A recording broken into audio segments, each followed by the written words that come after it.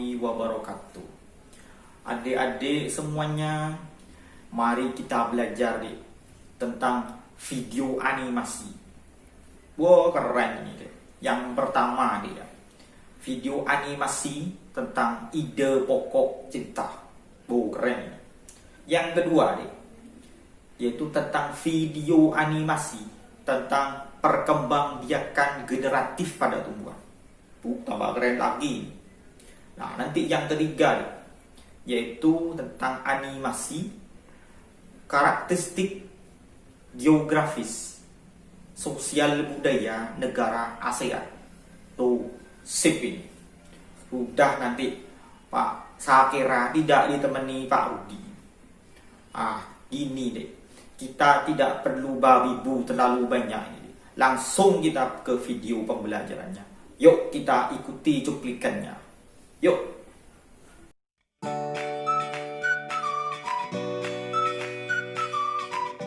Hai sahabat belajar, pada video kali ini kita akan membahas tentang apa itu ide pokok wacana dan bagaimana cara menentukan ide pokok.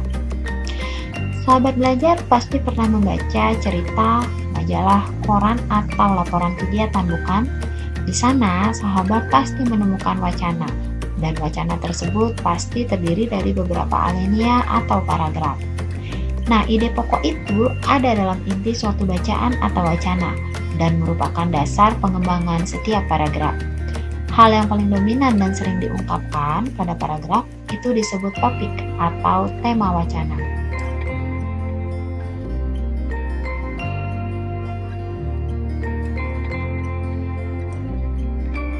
Selanjutnya, untuk menentukan ide pokok sangatlah mudah. Biasanya ide pokok tersebut ada di dalam kalimat utama. Tapi sebelumnya tentu sahabat harus tahu di mana letak dari kalimat utamanya dan apa saja yang harus sahabat perhatikan dalam teks bacaan dan wacana agar bisa langsung menemukan kalimat utamanya yang akan menjadi ide pokoknya.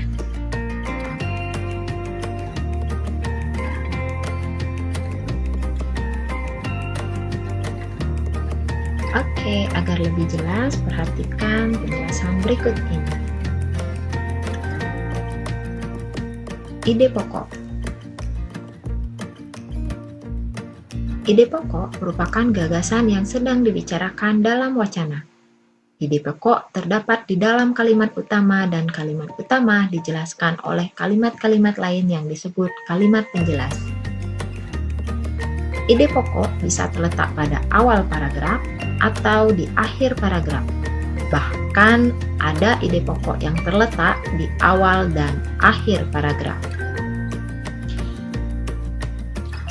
Jadi, prinsipnya sebelum menentukan ide pokok, sahabat belajar harus mencari tahu dulu kalimat utamanya.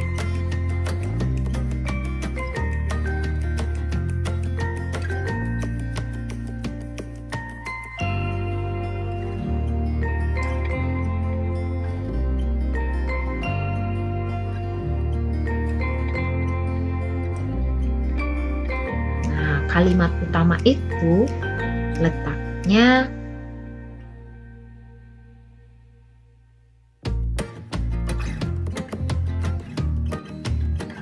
ada pada A,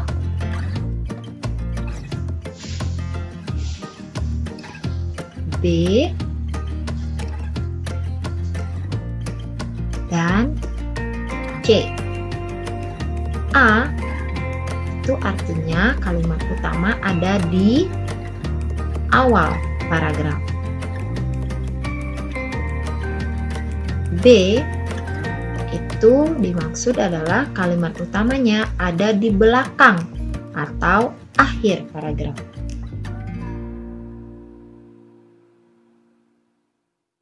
Dan C itu letaknya campuran, artinya ada di awal dan juga di akhir paragraf.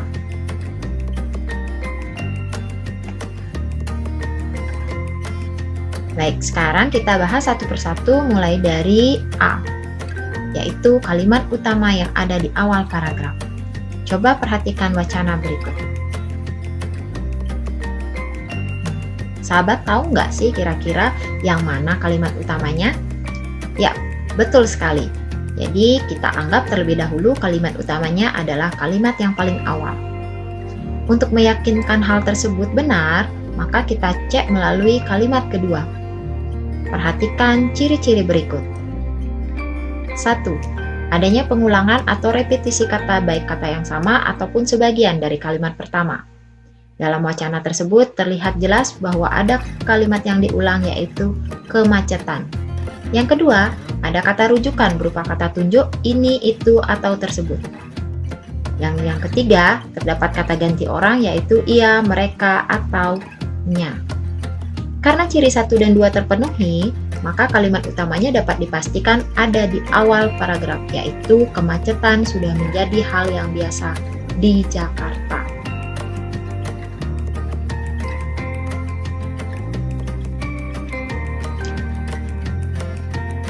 Baik, kita lanjut ke penjelasan berikut yaitu B, kalimat utama yang ada di belakang atau akhir paragraf. Coba perhatikan kembali wacana berikut. Fokus kepada kalimat yang paling akhir atau belakang paragraf. Lihat ciri-ciri berikut. Yang pertama,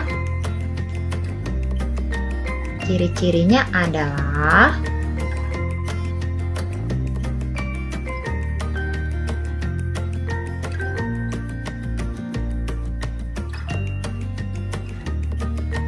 adanya simpulan yang ditandai dengan adanya konjungsi antar kalimat yaitu oleh karena itu, oleh sebab itu, atau dengan demikian. Kemudian yang kedua, ada simpulan yang berupa penegasan yaitu ada kata jadi atau bahkan.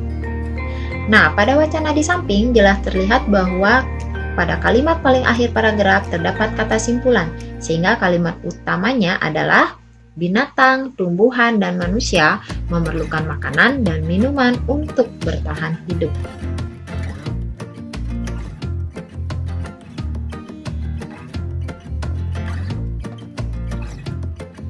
Oke, kita lanjut lagi ke bahasan yang ketiga yaitu C.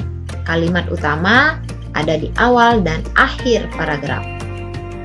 Kembali kita perhatikan wacana berikut. Sekarang fokus kita ada pada kalimat awal dan akhir paragraf. Kedua kalimat tersebut memiliki ciri-ciri yang ada sebelumnya, yaitu di awal kalimat utamanya sudah dimunculkan, kemudian di akhir paragraf kembali ditegaskan. Sehingga didapat kalimat utamanya adalah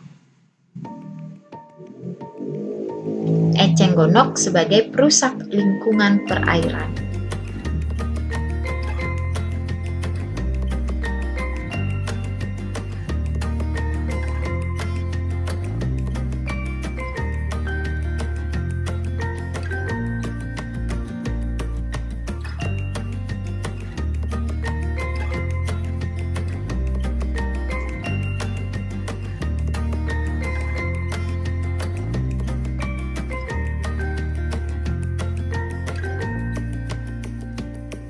Nah, setelah sahabat mengetahui kalimat utamanya, sekarang untuk menentukan ide pokok gampang banget.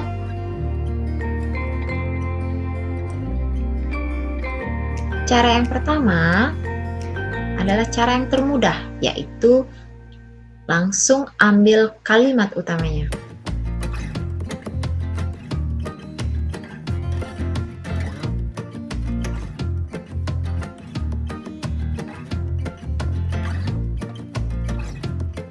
Sedangkan cara yang kedua, kurangi kata-kata pada kalimat utama yang tidak perlu. Cara yang ketiga, membalik kalimat utama atau menyimpulkannya. Dan yang terakhir, itu menyimpulkan isi paragraf. Untuk cara yang terakhir, itu digunakan jika kalimat utamanya tidak cukup untuk menggambarkan isi paragraf. Jadi perlu kita simpulkan dari keseluruhan paragrafnya.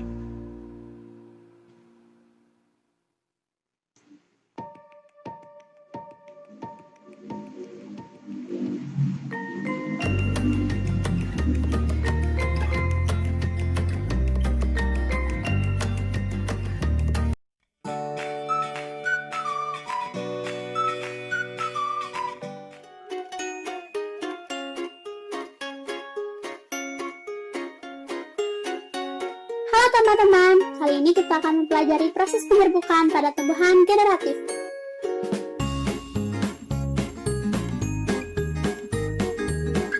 Oke teman-teman, di sini terdapat bagian-bagian bunga yang harus kita ketahui sebelum membahas penyerbukannya. Ini adalah tangkai bunga. Ini adalah dasar bunga. Ini adalah kelopak bunga. Ini adalah kepala putik. Ini adalah tangkai putik. Ini adalah benang sari. Ini adalah bakal buah. Ini adalah mahkota bunga. Oke teman-teman, sekarang kita mulai dengan penyerbukan yang dibantu oleh angin. Padi merupakan tumbuhan yang serbuk sarinya mudah terbawa angin, maka seringkali proses penyerbukannya dibantu oleh angin. Nah, ini adalah padi yang belum memiliki buahnya, yaitu masih memiliki benang sari. Ketika angin berhembus dan melewati benang sari, maka serbuk sarinya terhempas, maka ada serbuk sari yang jatuh ke putik. Dan serbuk yang telah jatuh di putik akan turun ke ovarium. Setelah itu, beberapa waktu ke depan, benang sari dan penutupnya akan rontok. Lalu tumbuhlah buah padi. Nah, begitulah proses penyerbukan pada padi oleh angin.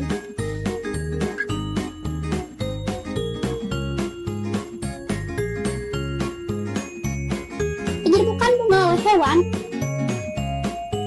Yang pertama ada lebah, ada burung, dan kelelawar. Teman-teman, yang pertama kita akan melihat penyerbukan dengan bantuan lebah. Bunga sepatu adalah salah satu bunga yang seringkali dikunjungi lebah.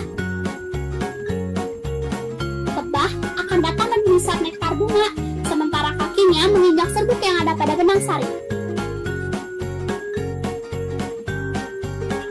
Lebah suka berpindah posisi untuk mencari-cari nektar, sehingga kakinya yang telah menginjak serbuk sari akan mengenai putik bunga.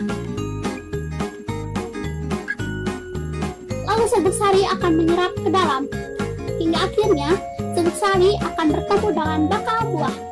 Proses berikutnya adalah bakal buah akan berubah menjadi biji. Setelah itu, mahkota dan benang sari akan rontok dan tumbuhlah buahnya.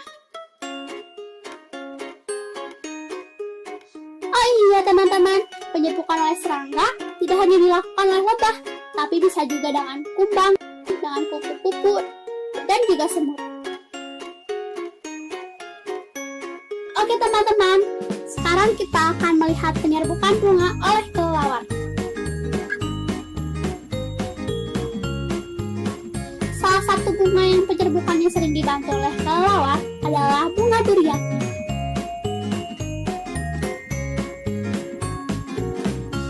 Sama seperti serangga, kelelawar mengkonsumsi nektar yang ada di bunga teman-teman. Ketika kelelawar menggerogoti bunga untuk mencari dan mengkonsumsi nektar, serbuk sari berhamburan. Maka, serbuk ada mengenai putik teman-teman, dan serbuk sari pun turun hingga ke bakal buah. Beberapa waktu kemudian, mahkota dan benang sari pun rontok, dan buah durian pun tumbuh.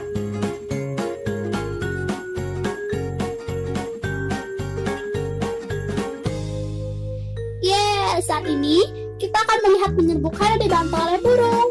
Pada penyerbukan oleh burung, kita akan ambil contoh bunga dadap. Burung-burung kecil seringkali melakukan penyerbukan bunga. Contohnya adalah burung kolibri. Sama seperti jenis hewan lain, kolibri pun mengonsumsi nektar dari bunga. Saat kolibri mencari-cari nektar untuk dikonsumsi, maka serbuk sari terhambur. Dan ada serbuk sari yang turun ke putik. Lalu, serbuk sari menyerap sampai ke bakal buah. Beberapa waktu kemudian, mahkota dan benang sari rontok dan tumbuhlah buahnya.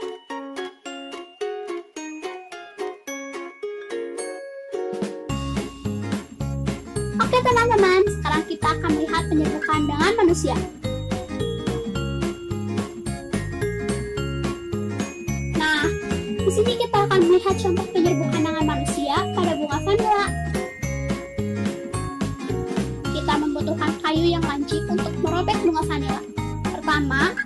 Terus mencari benang sari lalu robek mahkota hingga terlihat benang sari secara utuh. Lalu ambil serbuk sari dan tempelkan ke putik.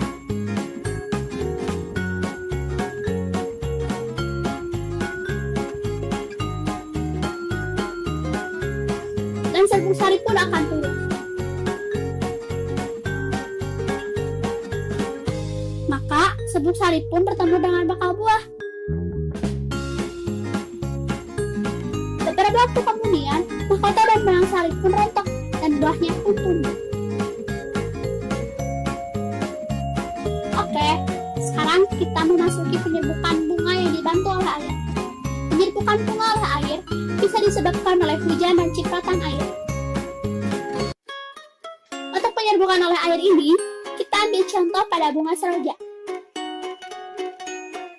Ketika ada air atau hujan yang mengenai benang sari hingga jatuh ke putih, maka terjadilah proses penyerbukan. Dan serbuk sari masuk ke dalam putik hingga ke bakal buah. Beberapa waktu setengahnya, mahkota dan benang sari pun rontok, dan buah seroja pun tumbuh. Yang terakhir, kita membahas jenis-jenis penyerbukan. Jenis-jenis penyerbukan itu ada 4 macam. Yang pertama adalah penyerbukan sendiri. Lalu, penyerbukan serumah, penyerbukan silang, lalu penyerbukan lastar atau berbeda jenis. Nah, bagaimana teman-teman? Mudah kan mempelajari penyerbukan bunga?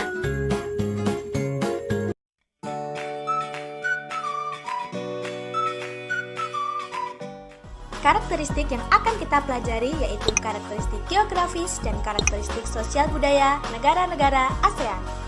ASEAN berdiri pada 8 Agustus 1967 di Bangkok, Thailand. ASEAN adalah organisasi yang beranggotakan negara-negara di Asia Tenggara. ASEAN didirikan oleh 5 negara, yaitu Indonesia, Malaysia, Filipina, Singapura, dan Thailand. Karakteristik geografis negara-negara ASEAN. Indonesia. Tahukah kamu ibu kota negara Indonesia adalah DKI Jakarta yang terletak di Pulau Jawa? Sebelah barat berbatasan dengan Samudra Hindia, sebelah utara berbatasan dengan Malaysia, Singapura dan Laut Cina Selatan, sebelah timur berbatasan dengan Papua Nugini dan sebelah selatan berbatasan dengan Samudra Hindia. Malaysia. Ibu kota negara Malaysia adalah Kuala Lumpur yang terletak di Malaysia Barat. Secara geografis, Malaysia berbatasan dengan Thailand dan Brunei Darussalam di sebelah utara, Samudra Hindia di sebelah barat, Laut Cina Selatan di sebelah timur, dan Indonesia di sebelah selatan. Singapura. Ibu kota negara Singapura adalah Singapura. Singapura memiliki luas wilayah yang kecil dan terletak di wilayah Semenanjung Malaya. Batas wilayah Singapura sebelah barat adalah Selat Malaka, batas sebelah utaranya adalah Malaysia, batas sebelah timurnya adalah Laut Cina Selatan, dan batas selatannya adalah Indonesia. Thailand. Ibu kota negara Thailand adalah Bangkok. Batas wilayah Thailand adalah sebelah utara berbatasan dengan Laos dan Myanmar, sebelah barat dengan Myanmar, sebelah timur dengan Kamboja, dan sebelah selatan dengan Malaysia. Filipina. Ibu kota negara Filipina adalah Manila. Batas-batas wilayahnya adalah Taiwan di sebelah utara, Laut Cina Selatan di sebelah barat, Samudra Pasifik di sebelah timur, dan Laut Sulu di sebelah selatan. Brunei Darussalam. Ibu kotanya adalah Bandar Seri Begawan. Negara Brunei Darussalam merupakan negara kecil yang terletak di Pulau Kalimantan. Letak geografisnya yaitu sebelah barat, timur, dan selatan adalah berbatasan dengan Malaysia, sementara sebelah utaranya berbatasan dengan Laut Cina Selatan. Vietnam merupakan negara yang beribu kota Hanoi. Letak geografisnya yaitu sebelah timur dan selatan berbatasan dengan Kamboja, sebelah barat berbatasan dengan Laos dan Kamboja, serta sebelah utara berbatasan dengan Cina. Laos. Ibu kotanya adalah Vientiane. Batas sebelah barat adalah dengan Myanmar, sebelah utara dengan Republik Rakyat Cina, sebelah timur dengan Vietnam, dan sebelah selatan dengan Kamboja.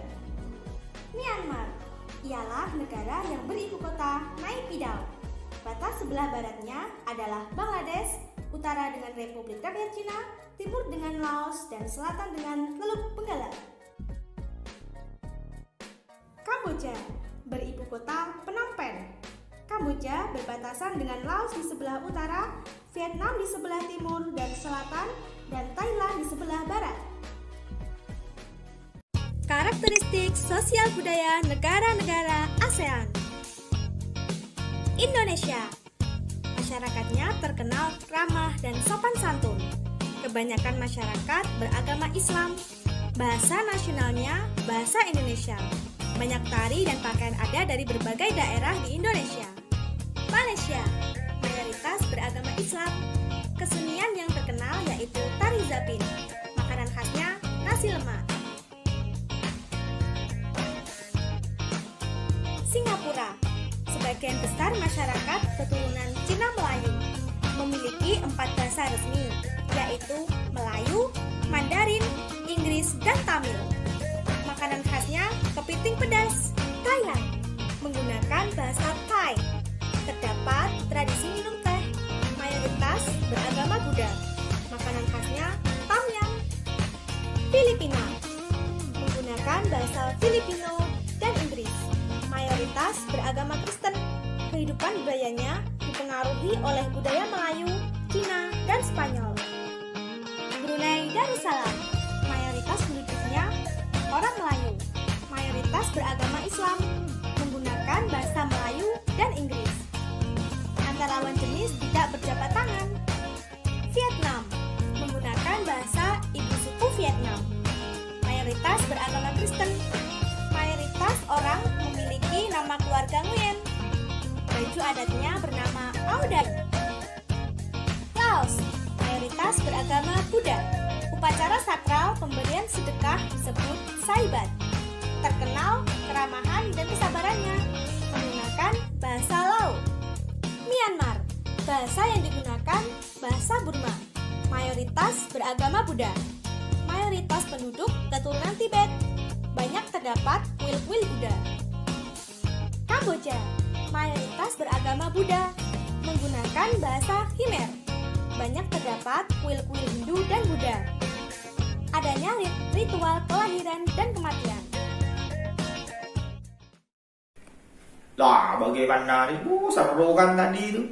Wah, Pak Hakirah aja senang gitu. 3 video tadi, sip sekali. Apalagi adik-adik ini pasti senang ini ya, pasti senang ini. Nah, ini deh ya. Ini sudah lama ini deh. Pembelajarannya sudah lama. Nah, kita tutup saja deh ya. Kita tutup saja ini sudah. Mohon maaf atas kekurangannya Pak Sakirani. Assalamualaikum warahmatullahi wabarakatuh.